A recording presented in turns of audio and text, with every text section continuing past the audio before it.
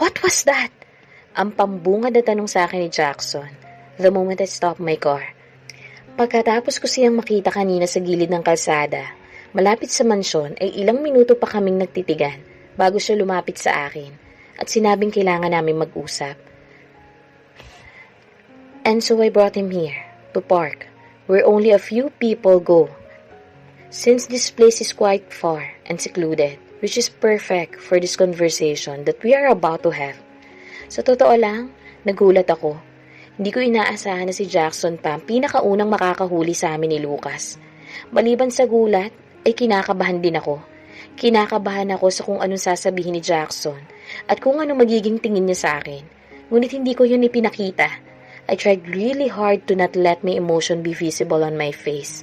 I let my face remain stoic. I grip on the steering wheel tightly without looking at Jackson. I answered his question with a very calm face. It is exactly what you saw. We were kissing. Hindi makapaniwala na nilingon ako ni Jackson at sa gulat na hindi makapaniwala, may kasama pang galit na sinambit niya ang aking pangalan. Selena! My grip on the steering wheel got even tighter nang marinig ko ang galit na boses niya. But my face remained stoic. Hindi ko pa rin pinapahalata na kinakabahan ako. Feel free to hate me, be disgusted by me. For what? Judge me? I don't care, I said with a cold voice. Naririnig mo ba ang sinasabi mo, ha? My goodness, Selena! What happened to you? Hindi ka ganitong klaseng babae? Hindi ganitong pagkakakilala ko sa'yo? People change, Jackson. It's been 6 years. Do you really think I will still be that same naive Selena before? I have been through a lot of those 6 years, Jackson. I was hurt. I was abandoned. I was in so much pain. And when I suffered, then I started to realize that the reason why I was abandoned is partly my fault. Lucas left me because I am not like Maristela. He left me because I was not good enough. And so I decided to change. I decided to change not just for Lucas but for myself as well. I decided to change para sa pangalawang pagkakataon. Hindi na akong iiwan. Hindi na akong masasaktan. Imbes ay ako naman ang pipiliin at ako naman ang mamahalin. At ako naman ang sasaya. I said, my gaze is in front of us, habang ramdam ko naman ang mga tingin ni Jackson. So you're still in love with Lucas? Ani Jackson, matapos ang ilang minuto niyang pananahimik, na marahil ay hindi pa rin niya makapaniwala sa mga sinasabi ko. Doon ko na sinalubong ang mga mata niya. Yes, I answered with a straight face. Lie, I don't love him anymore. Baliw lang ang pipiliin pa rin ang mahalin si Lucas, pagkatapos ng lahat ng ginawa niya. But I can't say that to Jackson now. I don't want him to get involved in this. Mas mabuti nang hindi niya alam. He will hate me. I know he will. But this is for the best. After all, hindi rin naman kami nakikita pa kapag tuluyan ang nangyari ang mga plano ko. Muli na namang natahimik si Jackson. It's like his brain is still processing what I just said. Ngunit makalipas lamang ang ilang minuto, ay nakapagsalita na siyang muli. Call it whatever you want, but nothing will change. But nothing will still change. I have already come this far only to just give everything up. Ikakasal na si Lucas at Maristela, Selena? Ano ka ba? We are not yet sure about that. Mula sa frustrated na muka, nang puno ng katanungan ang mukha ni Jackson matapos niyang marinig ang sinabi ko, nakakunot ang noon at tinanong niya ako, What do you mean? Binalik ko ang aking tingin sa daan na nasa aming unahan. Lucas postponed their wedding. I am not looking at Jackson's face. Ngunit alam ko na napuno na naman ng gulat at disbelief ang mukha niya. I also made him speechless again, so I continued. Their relationship is not perfect as everyone thought. Matagal nang may bitak sa relasyon nila Lucas at Maristela. Lucas didn't realize it until now. So he postponed their wedding. And is still thinking that if Maristela really is the one he wants to spend the rest of his life with. And you took advantage of that para mabaling sa iyong atensyon ni Lucas? Ganun ba? Muli ay hindi makapaniwalang saad ni Jackson. I did not say anything. I just kept on staring at the empty highway while gripping on the steering wheel so tightly. Then I heard Jackson laugh, a bitter laugh. I guess you're right. Nagbago ka na nga talaga siguro. Because if you were still the same Selena that I fell in love with years ago, you wouldn't do this. You wouldn't ruin other people's relationship just to satisfy yourself. Because the Selena that I know is not selfish and not self-centered. Matigas ang boses na saad niya. Saka siya lumabas ng kotse ko. Doon ko na naibalik ang tingin ko sa kanya. But I dare not to say anything. And instead, sinundan ko na lamang siya ng tingin. At bago pa man siya maglakad, tumingin muna ulit siya sa akin. At sinabi ang mga kataga na nagdulot sa akin ng sobrang sakit. You know what, Selena? I hate Maristela because of what she did to you. Hindi ko inakala na iyon pala ang gagawin mo sa kanya. Wala ka rin palang pinagkaiba sa babaeng naging dahilan ng paghiwalay ninyo ni Lucas. Magkapareho lang kayo. At matapos sabihin niyon, walang lingon-likod na naglakad si Jackson. Binaybay ang daan na dinaanan namin kanina. At nang ilang hakbang na lang ang layo niya mula sa akin, nahahapong isinandal ko ang aking katawan sa upuan ng kotse ko. I then closed my eyes and whispered to myself, "It's fine, Selena. You did the right thing. You won't see him anymore anyway. Once your plan succeeds. Napaaga lang, but you know that this is still going to happen. So it's alright. It's alright. You just did what you had to do. You're fine. You will be fine." Saan ka nagpunta kanina?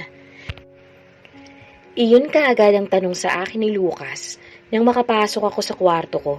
Hating gabi na, and unlike what he did these past few days, he did not wake me up by pleasuring me. Instead, he texted me and asked me if I am still awake. At dahil hindi pa rin naman talaga ako tulog, dahil walang tigil pa rin ang isipan ko sa kaiisip kay Jackson at sa naging usapan namin kanina, kahit pa pinipilit kong huwag iyong alalahanin, nireplyan ko na lamang si Lucas, telling him that I am still wide awake and waiting for him. I was thinking that seeing Lucas might make me stop from worrying about Jackson and would make me focus on my plan instead. I went to the mall and did some window shopping. Naisip ko kasi na mas magandang hindi nila makita na sabay tayong umuwi kaysa mag-imbento na naman ako ng kung ano-ano, pagsisinungaling ko. Ayokong sabihin kay Lucas na nagkita kami ni Jackson. Baka kasi kung ano pang maisipang gawin ng gagong to. I handle Jackson on my own. I actually tried to call him, but he can't be reached. Kaya naman tinext ko na lamang siya, asking him not to tell anyone about me and Lucas and what he saw. Because again, I don't want him to be involved in any more than this. Ipinagdarasal ko na lang na sana magalit na lamang siya sa akin. Sana hindi na niya gustuhin makita pa ulit ako. That way, hindi na siya magkakaroon pa ng koneksyon sa akin. At hindi na rin siya madadamay pa. Thinking how I won't be seeing Jackson again pains me. But if that's the only way for him to not get involved anymore, then so be it. Jackson is too good to me. Jackson is too good to be dragged into this mess that I'm doing. And for the mess that about to happen. He don't deserve that. Bakit ba? Kasi ako pang minahal niya. He don't deserve someone like me. And I don't deserve him either. What are you doing here, by the way? Si Maristela, baka hanapin ka niya. I asked, changing the topic, upang hindi na siya magtanong pa kung saan ako pumunta kanina. At para rin hindi ko na maisip pa si Jackson. She's asleep, sagot niya.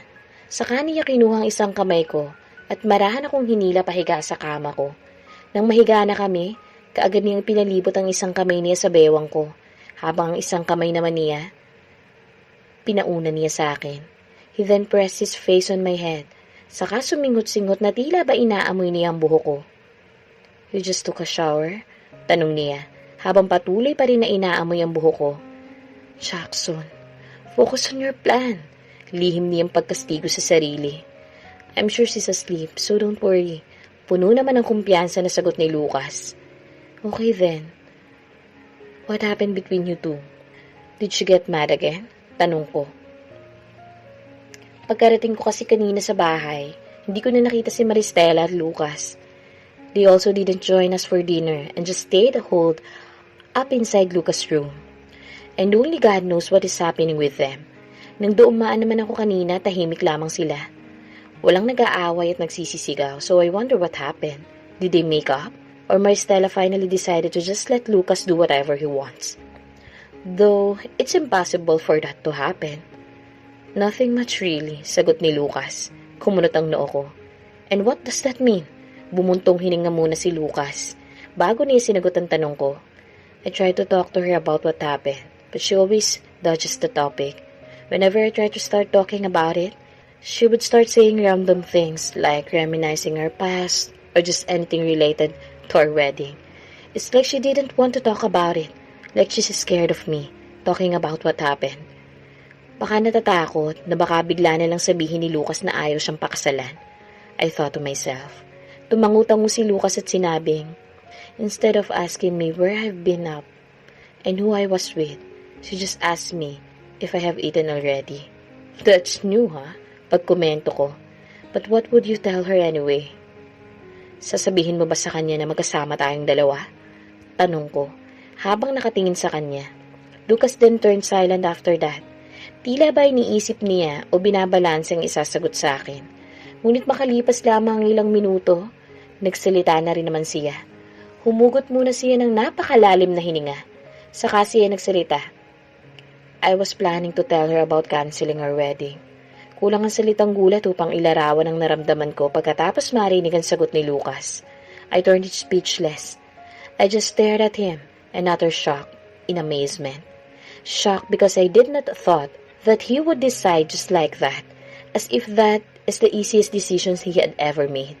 An amazement dahil hindi ko akalain na nagawa ko talagang paikutin siya sa palad ko ng ganun-ganun na lang. Oh God, this is amazing. I am truly amazing. Mula sa bewang ko, tumungo ang kamay niya sa mukha ko at marahan niyang hinaplos ang aking pisngi. Quickly? That's not true at all. Ilang beses kong pinag-isipan ang desisyon kong ito. Honestly, after the conversation that we had last night, it made me ponder if marrying Maristela is really the right thing to do. Because you're a jerk, an asshole, a good-for-nothing motherfucker. I thought to myself. I was a complete asshole. Yes, you really are. Palihim ko ulit na sagot. And siguro, katulad ni Maristela, naging selfish din ako dahil sarili ko lang inisip ko noong mga panahong yon. Sarili kong kaligayahan ang inuna ko at nawala na ako ng pakailam sa'yo. Buti, alam mong gago ka. And I would like to apologize for that. I'm sorry for everything that I've done to you, Selena. I really am. Wow, Lucas apologizing to me? That's new. And now, I finally realized my mistake. Pinangako ko na sa sarili ko na hindi ko na uulitin yun. Hindi na kita sasaktan ulit at hindi na rin kita iiwan. Ikaw naman ngayon ang pipiliin ko. Ikaw naman. If the old Selena is the one who's hearing this, I am pretty sure she will be overjoyed. She will cry in happiness.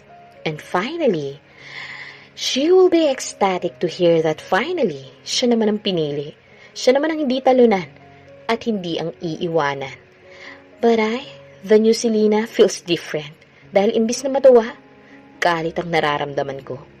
Yes, this is my plan and I should be glad dahil sa wakas, nagbubunga na ang pagpapagamit ko sa katawan ko kay Lucas. But I also can't help but be mad. Dahil pagdating kay Lucas, mukhang mas ginagamit pa niya ang ulo niya sa ibaba kaysa ulo niya sa itaas.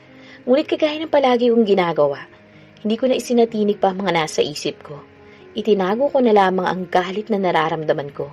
So I posted a fake sweet smile on my lips as I turned and moved my body to face him. The tip of our noses touching. And just like I did, I gently caressed his cheek. Kahit pa ang totoo, gusto ko siyang kalmutin at duraan. And without removing the sweet smile on my face, I said, "Thank you, Lucas. Thank you for choosing me. And I promise, hindi mo to pagsisisihan na akong pinili mo." Isang napakatamis ng ngiti naman ang sinukli ni Lucas sa akin. Sa kaniya marahan na inangkin ang aking mga labi, habang nakapikit ang kanyang mga mata. I, on the other hand, is kissing him with my eyes wide open and flashing him a frightening and little glare. We're nearing the end of my plan, and I can't wait to see how Maristela and Lucas react when I carry it through. I am 101% sure that it will be a blast. I can't help but be excited as I choose which dress I should wear. It's been a week since that day that I and Lucas fought and he walked out on me again. At sa loob ng isang linggo, ilang beses nang sinubukan ni Lucas na buksan ang usapan tungkol sa pinag-aawayan namin. But I dodge all of that. Every time he tries to open the topic, kaagad kong iniiba ang usapan. Matapos kasing umalis ni Lucas, nakapag-isip-isip ako, and I hate to admit it. But what Selena said helped me in making decision. I realized that she was right. That the more I tighten my grip on Lucas, the more that he tries to get away. And so I tried to do lahat para hindi namin mapag-usapan yun. Gusto kong kalimutan na namin lahat ng nangyari. Gusto kong kalimutan ang mga away namin. At sa halip, gusto kong magsimula ng panibago. At masakit mang aminin, pero natatakot din ako sa mga susunod kong narinig mula sa kanya. Nag-aalala ako sa mga susunod na salita na maririnig ko mula kay Lucas. Na madudurog ang puso ko. Alam ko na ang relasyon namin ay hindi na ganoon kaganda. It's already hanging on the thread. Kaya naman bago pa mangyari ang kinatatakutan ko, sisimulan ko ng ayusin ang relasyon namin. Naging extra sweet and caring ako sa kanya. Kinansil ko ang lahat ng trabaho ko sa pagmumodelo para lang maging nasa kanya ako anytime. Sa tuwing uuwi siya galing ng MI, palagi ako nandyan para salubungin siya. Nagpaturo din ako ng pagluluto sa tagapagluto nila sa mansyon. Inaral kong lahat ng paborito niyang pagkain at kahit pahalata namang ayaw niya, pinipilit ko pa rin. At hindi lang ang tagaluto nila ang ayaw sa akin. Halos lahat ata ng mga kasambahin nila dito sa mansyon ayaw sa akin. But I endured it all. Kahit na masama at malamig ang pakikitungo sa akin ni Tita Olivia, at ang hindi pagpansin sa akin ni Tito Roman, at maging ang mga nang-iinis at nanuri ang mga tingin ni Selena, hindi ko na rin pinapansin, since I don't want to cause fight anymore that might cause dispute between me and Lucas again. After making sure that I already look perfect, nagpaalam ako kay Tito at Tita. Natango lamang ang sinugot sa akin. Saka ako tumungo sa aking kotse at umalis na papunta sa restaurant. Hindi mawala ang ngiti sa mukha ko habang nagdra-drive ako papunta sa restaurant. My heart is also beating so fast, as if this is my first time going on a date with Lucas. This is it. We're finally starting anew. I immediately gave my car keys to the valet when I reached the restaurant.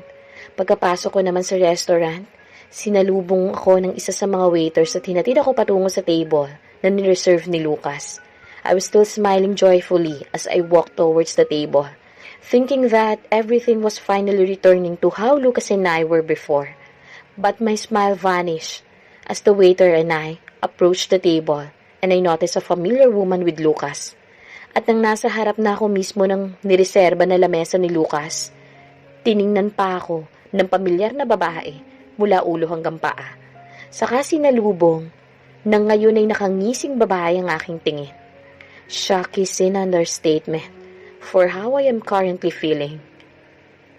I couldn't say anything, and my heart, which was racing so fast not long ago, ay tila biglang tumigil sa pagtibok, habang palipat-lipat ang aking tingin mula kay Lucas papunta sa pamilyar na babae na nasa tabi niya. No, this can't be. Hi Maristela, what took you so long? Kanina pa kami naghihintay, di ba love?